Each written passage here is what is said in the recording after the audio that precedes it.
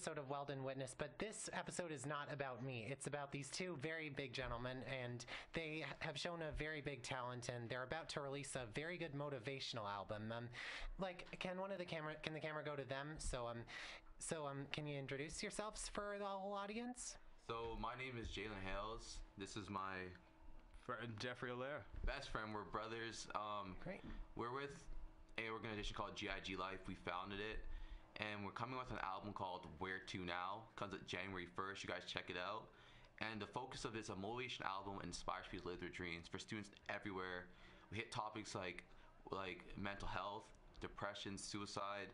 We have pump up things. We have dedications to like the mothers everywhere trying to work hard to raise their kids, the fathers, everybody out there who has a dream, who wants something in life or needs something to guide them. Where To Now is for you. So everything from the courses people are in here at college to this radio show to your album, it must have started off with something. How are you inspired to team up and create this single-handedly? So I'll start first. Where me and Jeffrey are really high achievers, and we're planning to get really involved in the school the upcoming year. And we reached a point last year where we'd done a lot. We were in Alberta firefighting. Whoa. Yeah, we were out there doing that. We started I was 20, Jeffrey was 20, and we did that for 3 years. So now How old are you now? Oh, 23, okay. yeah. And it was crazy. It was a crazy feat for a young person to do at such a young age. And we reached a point in our life where, like, where to now? Like, we have done a lot, but where do we go from here? Like, you want to do more. You know, your mind says, like, I want to achieve more, but you don't know where to go. Like, it's confusion. So I took the summer, and Jeffrey took the summer. He went to Alberta. I went to British Columbia. I was doing forest firefighting out there, had the huge blowout.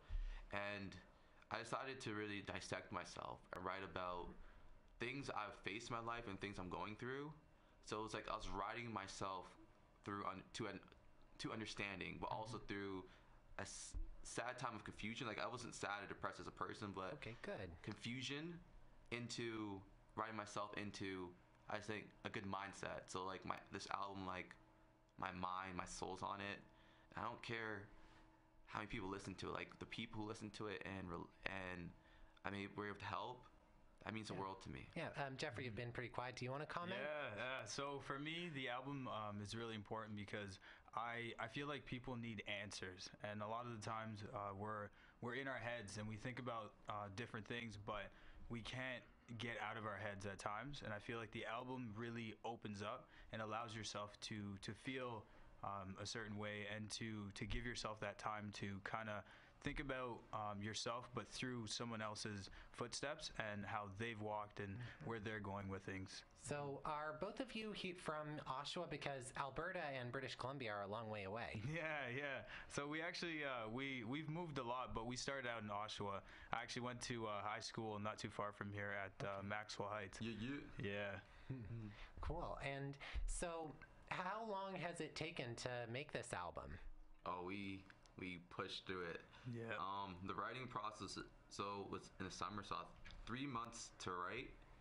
Wow. But to record, we recorded it in 2 months.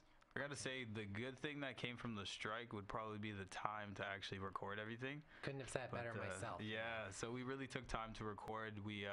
We spent a lot of nights coming up with how to edit things and just like the style of writing. And then when we went to the studio, we spent a lot of time starting to bring everything together and throw emotion into it, because it doesn't make sense to write something but not really feel what you're trying to say.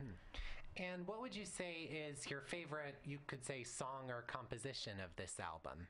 Oh. Well, I mean, if you don't have a favorite, then that makes it all the more exciting to listen to. This is true. Yeah.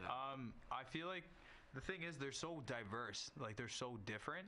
I'd say one that really pulls to me is the mother one, where Jalen's talking about his mother and just love for someone who's really important and special to you. And I feel like that resonates with a lot of us, because we all have mothers. We all have someone that we feel is really important to us. And just to highlight that and be so open about it, I felt like that was really touching. Yeah, your mom must be very proud of you for putting this together. How about you? Is that your favorite, or do you have another favorite? For me, each track was handpicked and written from like my life and different people's perspectives.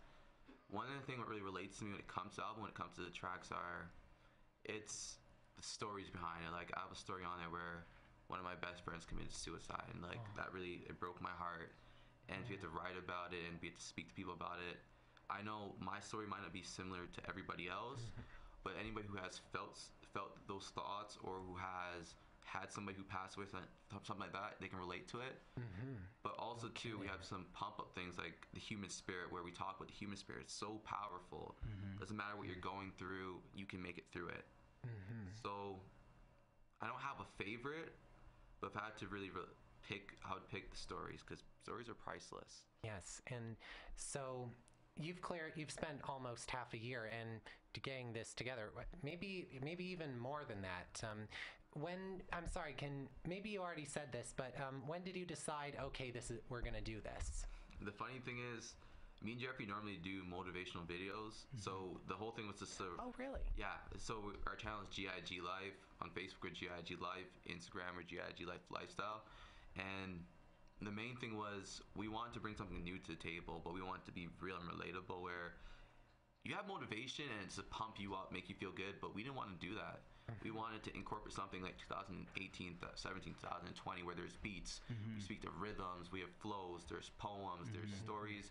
It's not just about building people up, it's about helping people cope, relate, and say, I know life is hard, but we can get through it. But we decided this at the end of summer, like, hey, Jeffrey, how about we push the limits? Like, I wrote a few things what touched my heart. How about we try to make an album? And Jeffrey's like, what? Why not? You know what I mean? Life is very interesting. You know, a lot of the times, like, we don't really see the timeline, and we don't realize how short it is, and we allow fear and unnecessary things to get in the way of our dreams or even ideas. I mean, the best thing to really do is just jump in, do it, and then find out. If you fail, you know one way not to do it. Yeah, absolutely. And how are you going to advertise this? It sounds like you've got a pretty good plan and a pretty big fan base already. Would you care to share? Because it can be hard and it can be easy to get this sort of album to people here at DC and UOIT. So that really wasn't one question. But what are some of your advertising plans? So one thing we're looking into different students help us promote it, but we're gonna put it on Spotify, we're gonna put it on YouTube, we're gonna put it on all social media, all playing platforms for people. It's accessible to people, but also to just through meeting people and performing. And if we have time to talk to them, we'll pass it on. Talking to you on radio and bringing awareness to it. And we're maybe doing a fashion show coming up soon, where we're performing some things. So this performing, having our voice out there, and this is something that's going to travel with us through our whole life. Maybe we might never do an album again, but like, it's here. It's a part of our soul. It's history, and the world, I believe, everybody can benefit from it. Yeah. So you two were firefighters, if I'm not mistaken? Yeah. So after high school, I decided to take firefighting, but we were actually looking at policing before. Okay. Just because, like, I guess, I'm not too sure when I started looking at policing, but I think it's just because, like, I'm a very driven person, and I love high stress situations, but I'm also a very, like, level-headed person. So I figured I got to use that, and I love adrenaline. So it kind of all came into the same play. But then I also wanted to get involved with the community more, but I didn't want to be looked at as a negative outlook. I wanted to be more positive and have more time in my day to actually do things. So I was like, you know what, firefighting seems like a great idea. What's your story like, Jalen? It's pretty similar to Jeffrey. Like, our friendship goes really far back. Like, his mom met my grandma, and after we both moved to Oshawa. We met up in school. I was like, hey, what's up? Hey, what's up? We became close friends. And I was really into doing policing in the past, and I was still trying to figure myself out through high school. And so I went to business school here, and Jeffrey kind of put in my mind about firefighting. I said, hey, I'm moving more further away from the police thing, but more towards the firefighting aspect. Was Jeffrey in this school too at the time? No, actually, at the time I went to Fleming.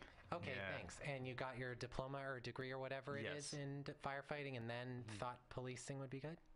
Policing before, and then I went firefighting, and then I took it at Fleming College. Okay. Then I did firefighting here.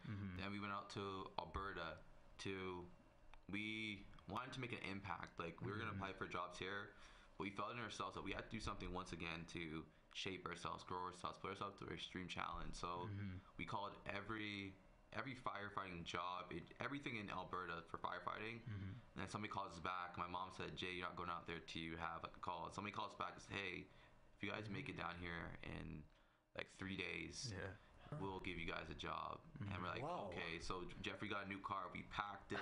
Yeah. I said bye, Mom. Jeffrey said bye to his family. We drove. It was a snowstorm. Like, it was the worst day possible. Yeah. Like, snowstorm. We drove like 38 hours. No sleep, snowstorms. Like, it was just wild. Animals on the road, and I was like, "Wow, are we really gonna make it?" So, so what are you guys taking now? We're taking the Fire and Life Safety Technician course. And you guys are still, and you guys have been able to do something completely unrelated to your course in spare time. Something that you've worked half a year on, and something that well coincides with everything you guys have done for so long and throughout social media. Would you care? Are there any lyrics you wanted to just sing on the show? I don't know, anything you've memorized to heart, because let me think. It's okay. I got some tracks on my phone, but there's just so much going through my mind coming out. But of course, when you asked me with the whole firefighting thing, I'm moving more towards politics now, because I see myself as a leader. And I see myself as a guiding light for students. I always see myself as a social advocate for people everywhere. And I feel everybody should be loved and cared for, and there should be a community aspect. I always stand for the greater good. And I decided that I'm going to push myself towards a more political field. Like, firefighting is beautiful to me, but I feel like I want to reach for my limits. Maybe one day I might say, hey, I might be in Parliament doing something else, but that's my goal in the future. Off my head, there's a lot of things going off. Like, for each song, the human spirit, like, something with goals is, the human spirit is so powerful. If you believe you can move mountains, it can be done. If the slaves gave up, I wouldn't be here right now. And when Thomas Edison teacher told him that he wasn't smart enough to do anything, he was fired from every job that he had. You know your history. Exactly. Edison failed 1,000 times, but did he give up? No. So, like, things like that. And also, there's a track called Knowing Your Worth. And it says science says that the human body is only worth 98 cents. And because in our current time, prices are more, it's about $5. So if you put all the compounds in the body together, I can't remember the exact numbers, like, the human body has enough fat to make 7 bars of soap. It has enough iron to make like 2,200 matches. There's a whole bunch of numbers, but you can't really put a value on yourself when it comes to life, because you look at people like Shakespeare. Shakespeare's artistic genius. You can't compare it to 98 cents. You look at Michelangelo, his artistic, like, all these things is Jesus' religious prowl. Like, there's so many beautiful things where it's past body, the soul, the mind is so much deeper than that. And I think people need to learn their worth. Everybody wants to say that I'm priceless, but you got to believe in your heart you're priceless. Show yourself by testing your limits. And the next thing what relates to me is suicide is huge. I feel like in our current time we kind of push it to the side, mental health. And I didn't want to run from that this album. Well, yeah, especially when you had to go through a friend who had to commit suicide. They're like, you're the sort of person, like, you don't want to cutesy this over. Like, this is really personal to you. It's personal. I've seen a friend. I also have gone through depression myself. Like, when I was in Alberta, and me and Jeffrey got laid off when we got our first firefighting job. We got laid off early because Alberta's going through a recession. And I had to work at Staples. I was a furniture manager. Staples is a great job, but, like, you know, in your heart, you know you can do more, and then you're like, what's going on? I can go home. I don't have to be 48 hours away. Am I living life? And you kind of slowly go into, like, a sad state. I want this to be a guiding light to people. Say, you're not alone. We can talk about it. And if you don't feel safe to talk about with just anybody, shoot us an email, anything. We're here for you. We're here for the people. I value human life to the fullest, all lives. So are you going to sell CDs in the new year or something around here? Or so we're gonna hand it out. It's gonna be on Spotify, iTunes, SoundCloud, YouTube. So there's gonna be so many things. We're gonna have music videos. We're gonna have so much. This is for the people. So I think the value and what we get from it is to change people's lives. So that's our payout, is to know that we helped somebody through a hard time, and maybe in the future that person might be we might spark something in their mind and they change somebody else's lives.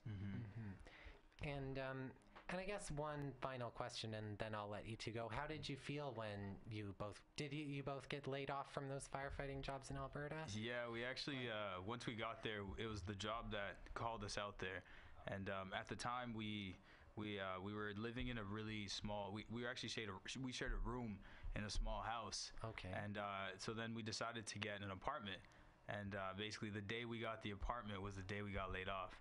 And it was certainly a trying time. I remember thinking to myself, really, right now? How much time did that take? It was about a month. Oh. Yeah, so like between getting hired and then the oil prices tanked, and then that affected our job, and then we got laid off.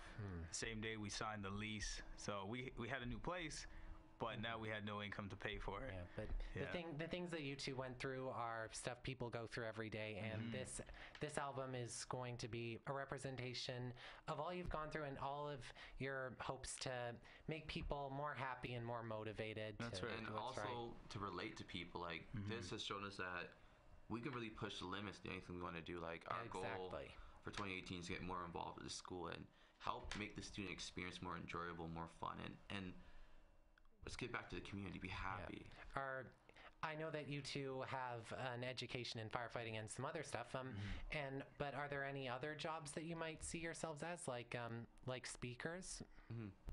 Potentially. I like the motivational aspect of things. I like being able to open myself so that people are able to feel comfortable and even share the feelings that we may potentially both have. Jalen he actually came up with the idea of the motivational speaking, and being his best friend, I knew that I had to help out in any way that I could, and that kind of sparked motivation in myself as well to look further than just what I'm doing, because I feel like life isn't fulfilled when you just live it for yourself. But when you do things for yourself, but you also look at others and you help other people grow, there's just more value to it. That's perfect. So I've asked you a lot of questions and you guys have explained so much, but my class in journalism is going to want you back on here. So I probably shouldn't exhaust you anymore. You should leave us.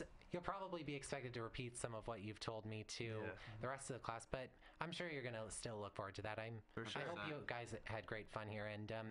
And so if you want to stay for another segment where I talk about books and movies, you're welcome to. But at the moment, and how do you spell your last name? I'm sorry. Oh, Olera. So it's Olara.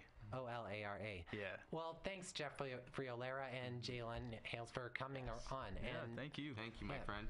You're very welcome. Thank you for having us. Remember, the album comes out January 1st. That's right. Where to now, GIG Life.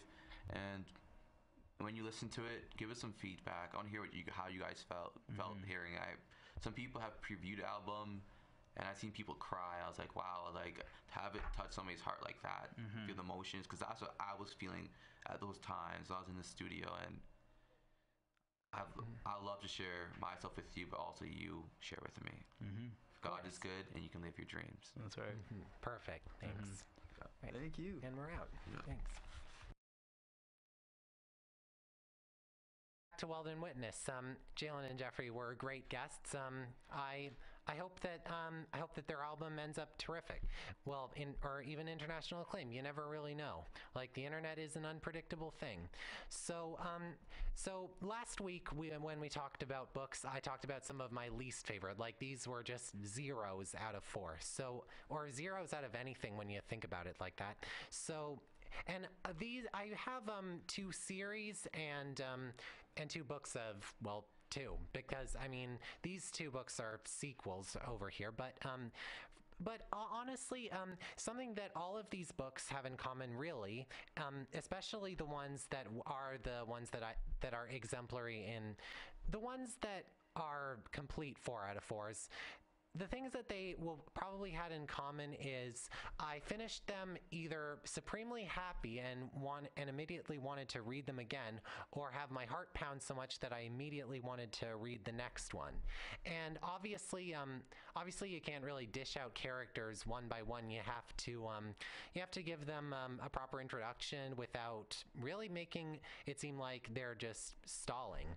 And so anyway, we'll start off with one of my favorite series ever, and it's the Escape from Furnace series, and it starts with Lockdown by Alexander Gordon Smith. And this is the first book, and I think during my first ever episode, I was talking about his book called Hellraisers, The Devil's Engine. Well, it starts with Lockdown, and then Solitary, and then Death Sentence, and then Fugitives, and then Execution. So pretty easily, you could see that these are horror books and escape from jail books, basically.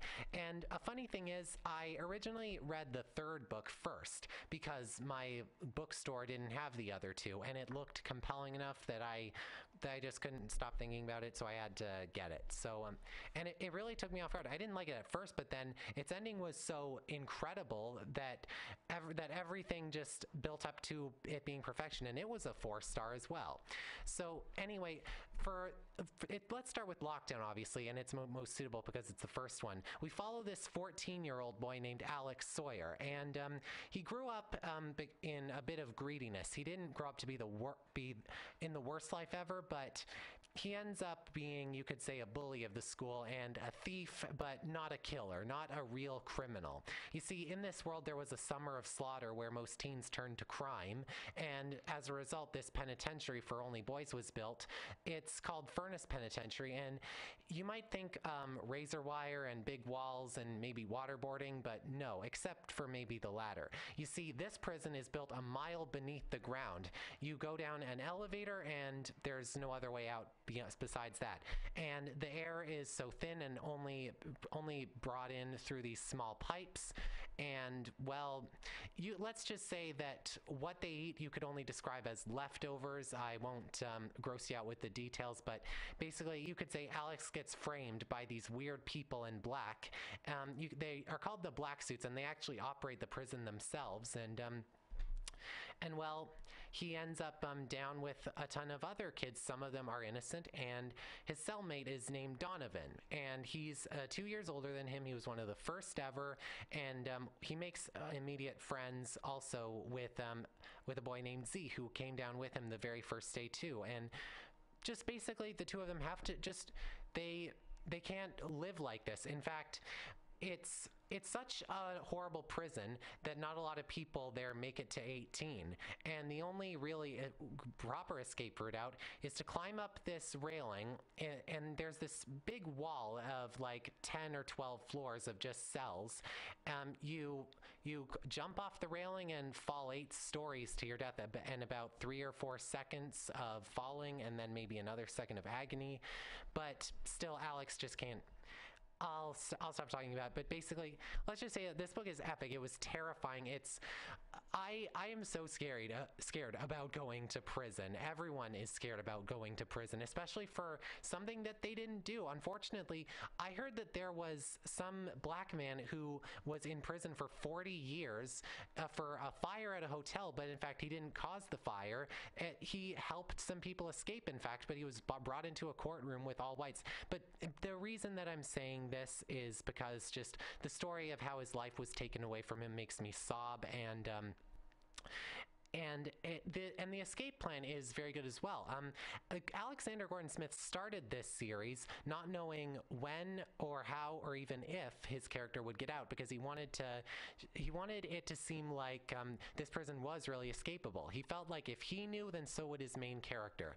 And the prison escape is, spoilers, not as complex as you could say, but at the same time, these characters dream of freedom. They dream of eating proper food. They dream of breathing fresh air, being at the beach, and let's just say that even so, like Solitary, the next book, also builds on some claustrophobia of being in an entitled space. It shows how you could even feel hallucinations when you're in the dark and there's no room around for you, and you only have your mind, and the seconds feel like years. It's just very thought-provoking. And books get more action-packed as they go along, but you never feel like you're not in Alex's shoes. There's even a moment in Execution where I literally cried. And something I really like about this series is Alex and Donovan. They're not just best friends, but you could call them an interracial gay couple, and they protect one another. Alex gives Donovan hope, and Donovan gives Alex just protection, you could say, from all the other big gangs. So next we're going to be talking about the Crusher trilogy by Niall Leonard. And ironically, this author is the husband of E.L. James. He made Crusher, Incinerator, and Shredder. And Shredder is the one that is the best of the best. But let's just say it is kind of similar to Escape from Furnace, except it's not in a prison. But it's if there was ever a book series that depicted the underworld, a world of people who aren't afraid to grab a knife and soak through the throat, then I can't recommend Crusher enough. This character named Finn McGuire, he's very dyslexic in a bad way. He was kicked out of school for inappropriate behavior and works at a greasy chicken sandwich shop and tries to pay for him and his father, who is an aspiring author but is on like depressants. I don't exactly remember what he was under, but one day Finn comes home and his dad was killed, and Finn is the prime suspect because he actually doesn't really feel as heartbroken as some people would be about his dad being murdered. But one thing that I didn't really like about this book is how Finn just feels like he has to find the killer just because, not because he loved his dad. But still, the mystery is terrific. We get a number of suspects, and it feels almost like a Hercule Poirot mystery, only not as confusing. But this isn't just a mystery. In this series, there are fist fights like you wouldn't believe. They're some of the best written that I've ever seen. They're complex, but I could see exactly what was going on without me having to really read into it and let the pages drag. And Incinerator is a different kind of mystery about these millions of dollars that, well, I guess this is sort of spoilers, that Finn is able to collect. And another spoiler is not for finding the killer of his dad, if he finds him at all, or her. But basically, now Finn runs this gym, and I really drew into it immediately because I don't know, I would never in my wildest dreams think I could run a gym properly. One in underground London not underground, but underworld London that even has brawls and boxing, and obviously some not very good wage,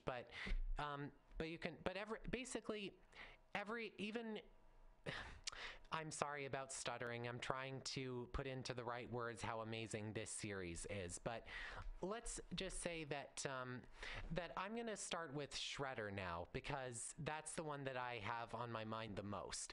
I finished this book in like 3 days, and it only has like 11 chapters over 365 pages, and I loved each and every one.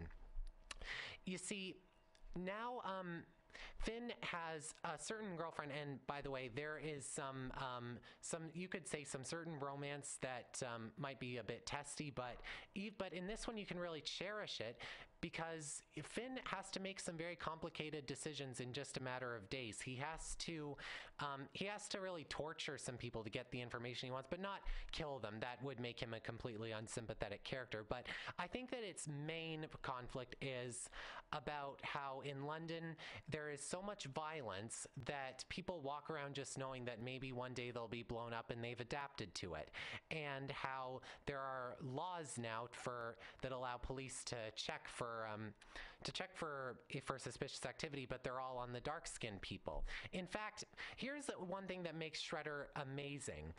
Finn ends up witnessing a police chase, and you could say the criminals are black, and then all of the people from all across the cafe and all across the neighborhood, they walk up and scold the policemen for what they're doing, even though we actually don't know who is innocent or not. But then they end up battering on the police, and Finn realizes that he needs a distraction, so he ends up grabbing a big pole and causing a real riot. And I kept thinking, these people are rioting, and I love reading about this, but this is the first time where I feel like these people are stealing from innocent businessmen, and it's just a very cruel world, and one where sometimes there aren't heroes. And the ending, I'm not going to spoil what the ending is, but let's just say that there's only one thing Niall Leonard ends up forgetting about in the end, but everything else was right on the money. There's a police chase that is just brilliant. There's even a police chase in Incinerator,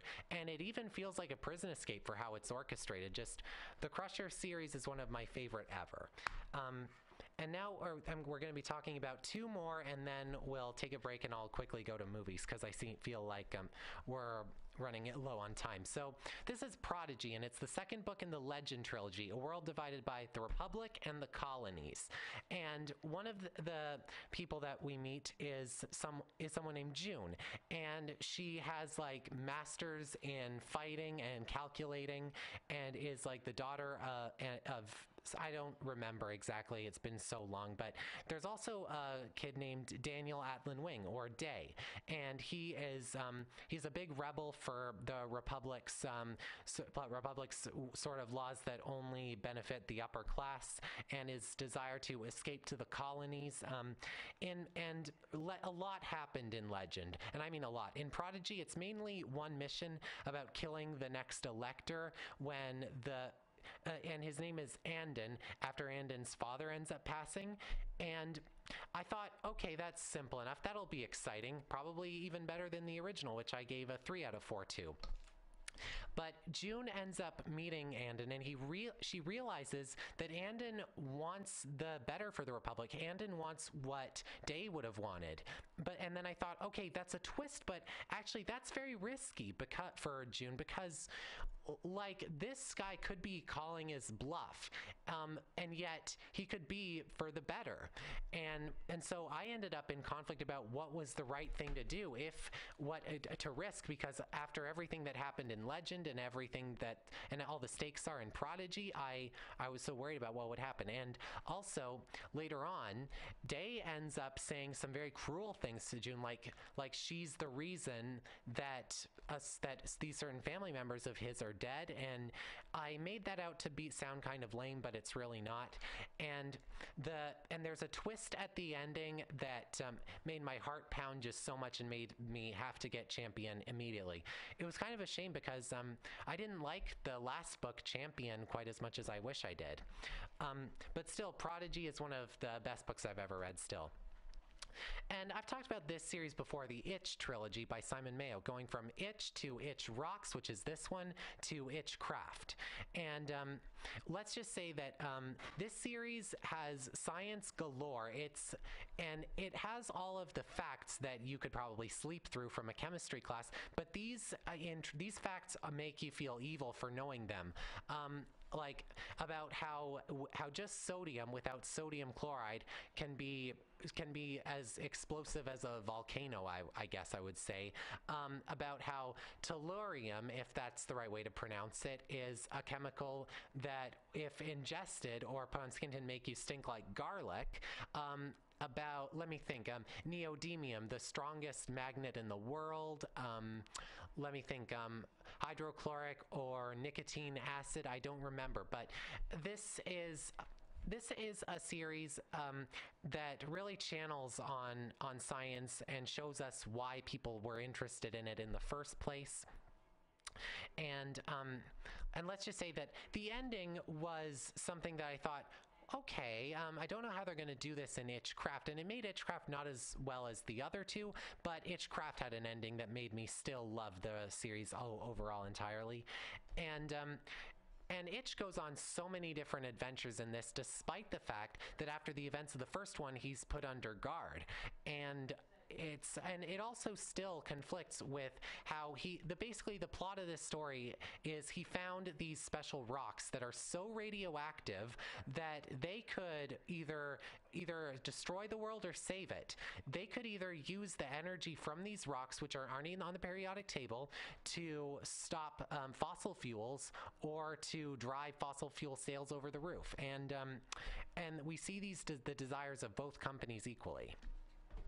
So we're going to take a short break, and then I'm going to be talking about movies. Wish I could tell you more, but we're on a bit of a tight schedule now, so let's get going with the music break. Hey guys, so now we're going to be talking about, well, movies, and I don't know what to say about what they have in common other than I love them. They did what they were aiming for. So the first one I'm going to be talking about is my all-time favorite movie, and it's called The Italian Job, and it was released in 2003, a remake of the 1969 original starring Michael Caine. Now, I first found out about this movie because it was based off of the a roller coaster in Canada's Wonderland called The Italian Job. I have some embarrassing stories as a little kid about that ride. But anyway, it's basically it's a heist movie, and one about treachery and about getting back what you earned, even if you stole it. Like that's an iffy element you have there. At first, these thieves steal $35 million worth of gold, and they use all of their expertise to their advantages, including math. This would really inspire you to think that learning about stuff is not as overrated as it sounds. I mean, I'm not saying that it would be cool to be a thief. Well, I shouldn't go any further with that logic. But anyway, it's also one about just a personal reason about how you can't move on until you've set things right. But these messages would be unimportant if the tension wasn't so high and if these characters weren't terrific. Mark Wahlberg plays Charlie Croker. He's immediately a great character. These people, they may be evil, but we don't want to see them go to prison. That would just be not fun. They'd look miserable. They want to look happy. And also Charlize Theron, or Thrawn, I've heard that's how her name is pronounced, plays Stella Bridger, the daughter of a father who was in prison for half of his daughter's life. Their other names include Seth Green, Mos Def, Edward Norton, Olet Krupa, and Donald Sutherland. It's a cast at its finest, and the ending with the Mini Coopers is terrific. It involves improvisation and deciding to do what another relative might have done in a situation such as this, and also figuring out clever ways to bypass some things that are thrown your way. So the next one I'm going to be talking about is Anastasia. This was one of the first very favorite films I had. My babysitter had it on VHS, and we saw it about 3 times, even though I was scared of the opening. Don't ask me why. That's just the sort of kid I was. I was a kid who, whenever something looked scary, I would back away carefully.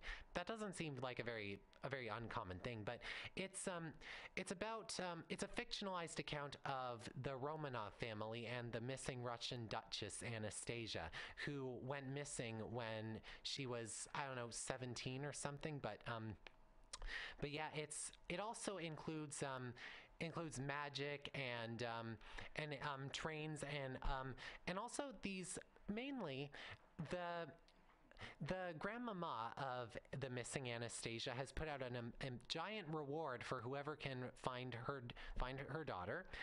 And, well, the thing is, a lot of people have wanted this reward money so much that they're willing to find an Anastasia look-alike. So many people have done this, and that doesn't seem like a far-fetched thing to do, even in this day and age. So the real Anastasia ended up having, let me think, amnesia.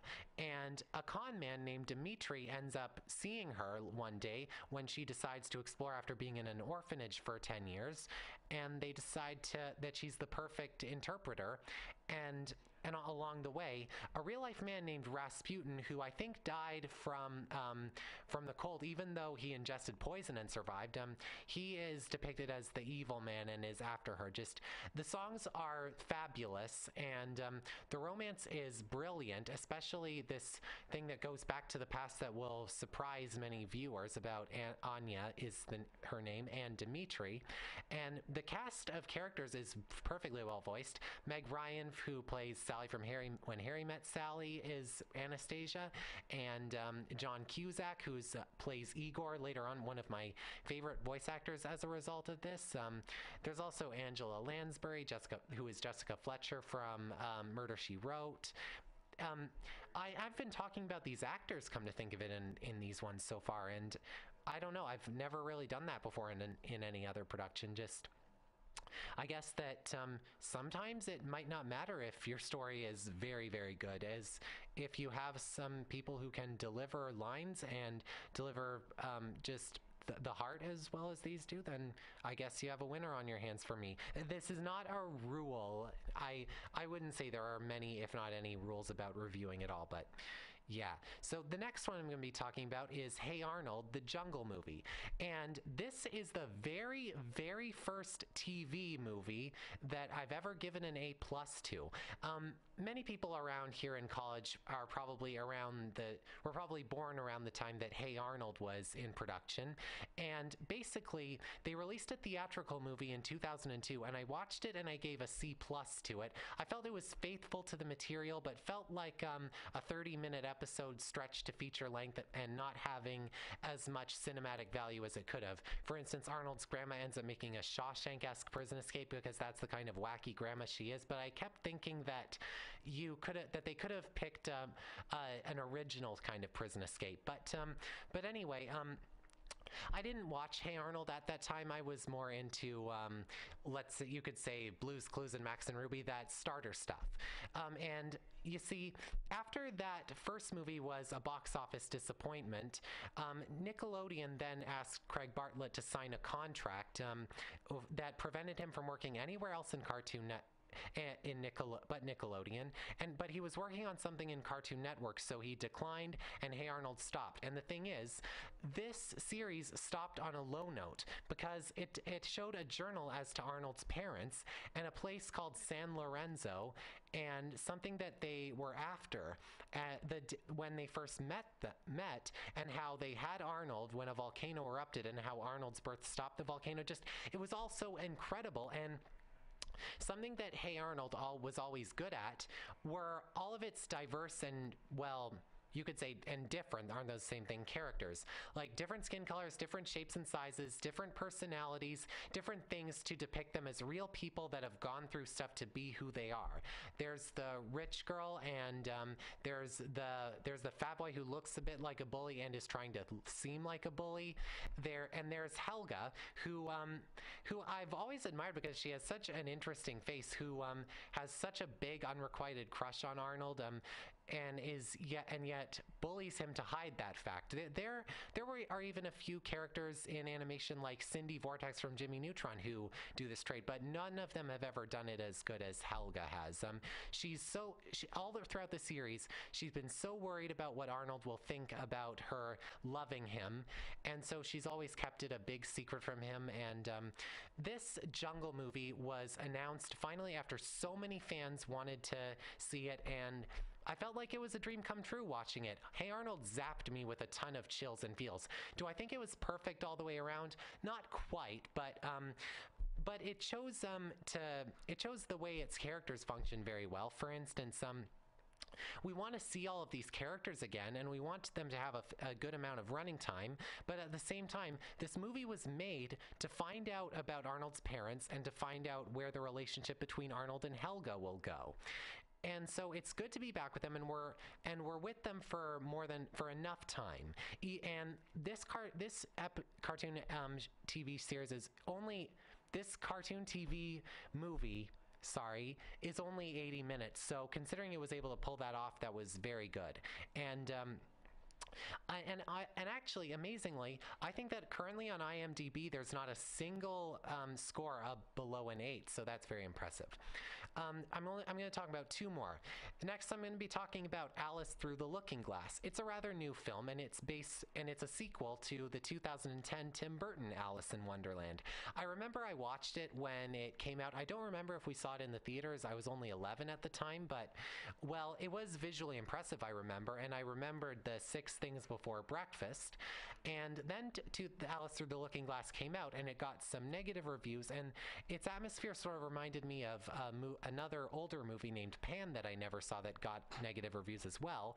And friends of mine didn't like Pan, so I thought, Okay, we have 2 more minutes left, so I'm gonna just tell you what I liked about Alice Through the Looking Glass.